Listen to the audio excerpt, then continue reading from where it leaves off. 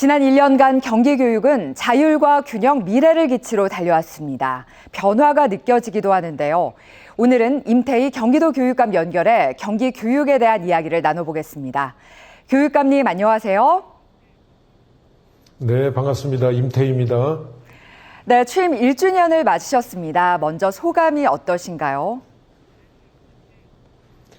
네, 지난 1년 동안 이 경기교육의 설계도를 좀 새로 그리고 또 그 설계도에 따라서 어떻게 실행을 할까 하는 데 대한 구체적인 계획을 만들면서 지금까지 달려왔습니다.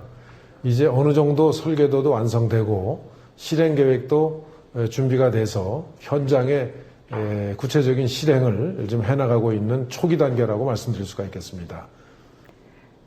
네, 경기도 교육청이 광교 신청사 시대를 열었습니다. 어떤 변화가 있을까요?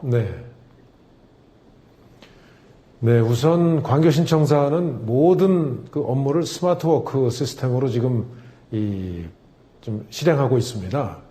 그래서 그렇게 하는 이유는 이제 우리 교육 행정도 이제 개방하고 또 소통하고 또 공감대 위에서 어떤 정책을 추진해야 된다 하는 기본적인 저희들 생각이 이제 밑바탕이 되어 있고요.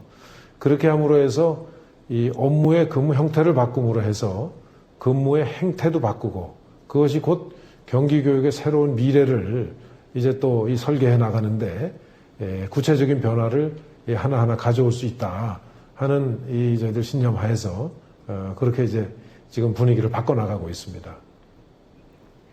시군들과의 교육 협력 사업에도 적극적이신데 구체적 계획을 말씀해 주신다면요.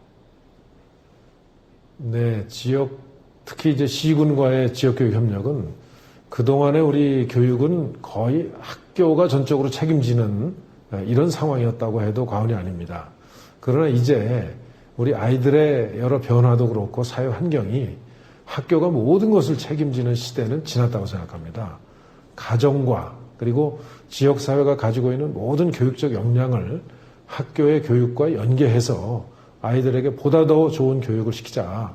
그리고 아이들이 다양한 교육의 혜택을 그 지역사회로부터 이렇게 좀 받을 수 있도록 그렇게 지금 이 체제를 개편해 나가고 있는 것입니다. 그런 점에서 지금 지역 그 교육협력 사업은 여러 이 지자체가 가지고 있는 지자체 나름대로의 특성을 이제 이 학교 교육하고 연계해서 이제 이 지역 내의 모든 학생들이 지역의 특성에 맞는 그리고 학생들이 원하는 다양한 교육을 지역에서 학교와 함께 받을 수 있게 해나가는 그런 체제라고 말씀드릴 수가 있습니다.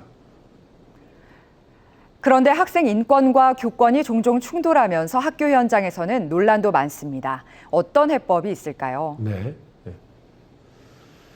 학교가 그동안에는 이제 소위 학생 인권을 좀 중시하다 보니까 개인의 인권은 존중하는 이 효과는 거뒀을지 모르는데 그 사람과 함께하는 다른 동료 학생들의 이 수업 분위기를 유지하기가 어렵다든가 또 어떤 경우에는 질서를 위해서 선생님께서 그 학생에게 어떤 생활 지도를 하실 수밖에 없는 상황이 있는데 그러한 생활 지도를 사실상 할 수 없는 그래서 학교에서 교사가 학생을 제대로 교육시키기가 어려운 이런 상황이 좀 되어 있습니다. 그래서 모두에 말씀드렸듯이 우리 교육에서는 경기교육은 이 기본 인성과 또 기초 역량을 겸비한 인재를 길러내는 것을 우리가 추구하는 인재상으로 하고 있는데 거기에서 인성교육 부분은 결국은 생활지도가 반드시 따라야 되거든요. 이제 그런 점에서 지금 학생 인권 조례만 있고 교권이 상대적으로 위축되어 있는 상황에서는 그 교육은 어렵다. 그래서 선생님께 그 학생에 대한 인권은 존중하지만 결국 학생과 함께하는 다른 학생들의 수업권, 인권도 존중하면서 선생님께서 바르게 학생을 생활 지도할 수 있는 그런 체제로 고쳐나가기 위해서 현재 이 학생 인권 조례를 손질하고 있습니다. 네, 학교 체육을 활성화시키는 일에도 큰 관심을 갖고 계시다고 알고 있습니다. 어떤 교육적 효과를 기대하고 있으신지요? 네, 우리 경기교육은 기본과 기초, 다시 말씀드리면 기본 인성과 기초 역량을 겸비한 미래형 인재를 길러내는 것을 목표로 하고 있습니다. 그런 점에서 역량에는 우리가 기초 학습에 대한 역량도 있고 또 소통의 역량도 필요합니다. 미래 사회를 살기 위해서는.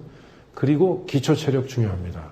그러나 우리가 그동안에 학교 체육이 상대적으로 굉장히 위축이 되어 있었습니다. 그래서 학생들에게 가급적 이 초중고등학교 유치원 시절에 이 체육을 활성화함으로 해서 이제 함께 체육함으로 해서 상대방도 존중하고 협동하고 또 인내하는 이러한 이 훈련이 됨과 아울러서 자기 스스로의 체력도 길러짐으로 해서 이제 미래를 행복하게 살아갈 수 있는 기초적인 조건, 즉 체력도 길러나가는데 그 목표가 있습니다. 그래서 구체적으로 가령 등굣길 운동을 활성화한다든가 학교 스포츠 클럽을 활성화한다든가 예를 들면 학생과 부모가 함께하는 아빠와 함께하는 체육교실을 연다든가 그런 다양한 프로그램을 저희들이 도입하고 있고요. 또 그동안은 거의 폐지됐던 교육감배 각종 체육대회를 이제 부활해서 체육에 대한 관심을 현장에서 높여나가도록 그렇게 정책을 추진하고 있습니다.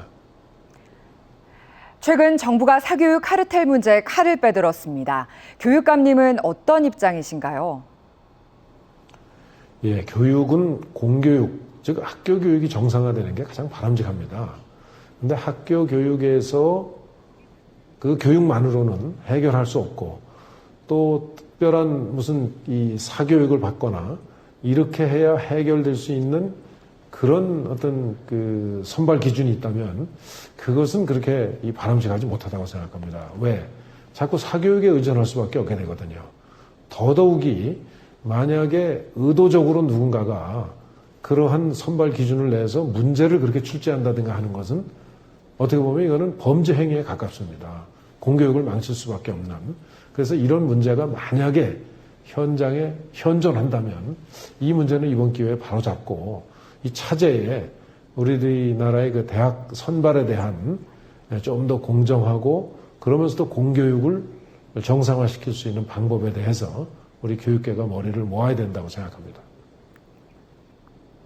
오늘 말씀 감사합니다. 네, 감사합니다. 최선을 다하겠습니다. 지금까지 임태희 경기도 교육감이었습니다.